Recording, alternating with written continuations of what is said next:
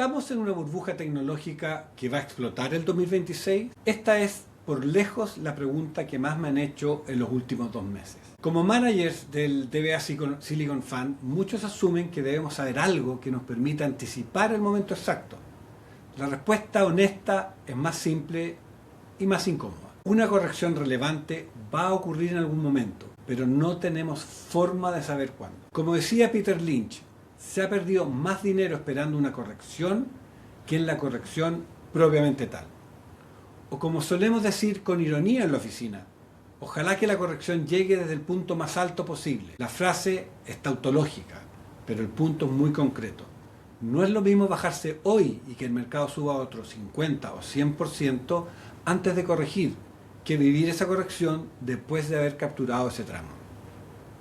En DBA y en Nauta no creemos en el market timing y por lo mismo no lo intentamos. Invertimos de manera sistemática y diversificada, plenamente conscientes de que la volatilidad existe y que es el precio a pagar por buenos retornos de largo plazo. Dicho esto, sí tenemos una opinión sobre dónde se encuentran hoy las cosas. El mercado discrimina más de lo que parece. Y para entenderlo, es útil dividir el mundo tecnológico y en particular el de la inteligencia artificial en al menos 3 grandes segmentos. Número 1, infraestructura básica y cadena de suministro. Aquí están compañías como Nvidia y en general las empresas que proveen chips, equipos y componentes clave. Es, para usar una analogía clásica, el equivalente a los que vendían palas durante la fiebre del oro. Estas compañías tienen muchas características más cercanas a empresas industriales que a tecnológicas puras. Por ahora, este grupo ha sido el gran ganador. Una porción muy relevante del CAPEX en inteligencia artificial, particularmente en data centers, termina siendo ingreso para estas compañías. Lo relevante es que no solo han subido sus precios, también han crecido con fuerza sus utilidades, por lo que sus valoraciones no se han desanclado mayormente de la realidad. Solo como referencia, en los casi 7 años de historia del Silicon Fund, su valor se ha multiplicado por más de 6 veces. Sin embargo, hoy transa un precio de utilidad a 12 meses de 21,84 versus un promedio histórico de 19,26. ¿Está más caro? Sí, pero muy lejos de una lógica de burbuja. Segundo grupo, hiperescaladores y plataformas de nube. Aquí se encuentran compañías como Amazon, Alphabet, Microsoft, Meta y Oracle. Y aunque no es exactamente el mismo modelo, Apple también se suele incluir en este grupo. Estas compañías transan hoy en múltiplos de entre 25 y 30 veces sus utilidades de los próximos 12 meses. El Nasdaq, en su conjunto, está en casi 26 veces versus un promedio de 10 años de 23,26. Elevado, sin duda, pero difícil de catalogar como burbuja, especialmente si se compara con marzo del 2000, cuando este múltiplo superaba las 60 veces. Y aquí hay que atender a 2 puntos clave. 1. Estas compañías no solo están invirtiendo para crear nuevos servicios, están también defendiendo negocios extremadamente rentables que podrían verse amenazados por la inteligencia artificial. Y segundo, el mercado ha comenzado a discriminar con fuerza cómo se financian estas inversiones, castigando especialmente a quienes recurren a más deuda. Las correcciones recientes de Oracle de 41,2% o Meta de 17,2% son buenos ejemplos de ello.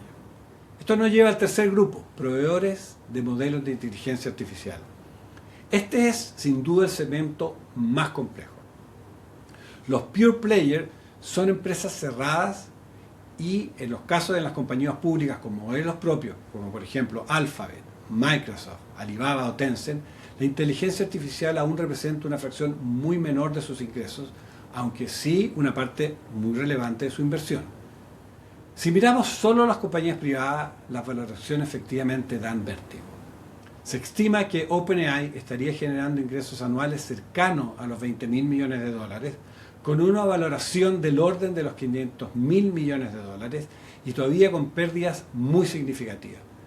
Para el 2026 se habla de una posible ronda de financiamiento por hasta 100.000 millones de dólares.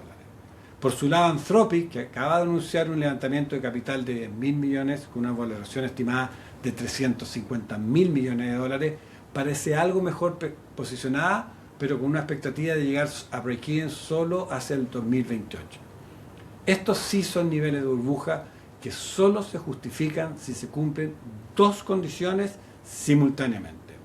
La primera, que la inteligencia artificial sea tan transformadora en magnitud y velocidad como se anticipa.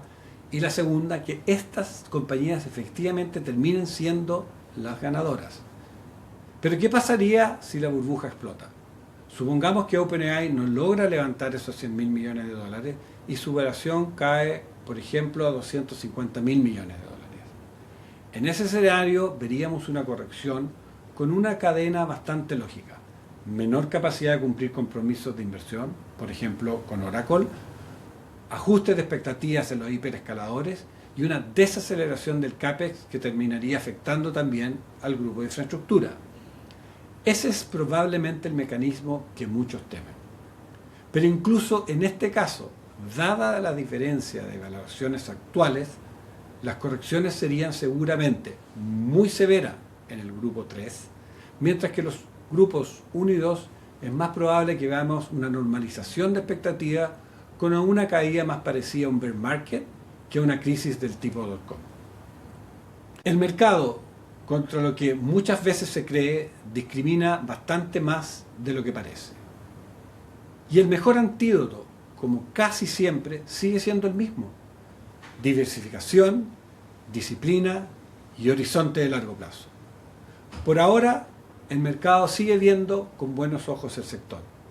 Tras un retorno del 21% del Nasdaq en 2025, su tercer año consecutivo con retornos de doble dígito, el índice acumula cerca de un 2% en los primeros días de este año.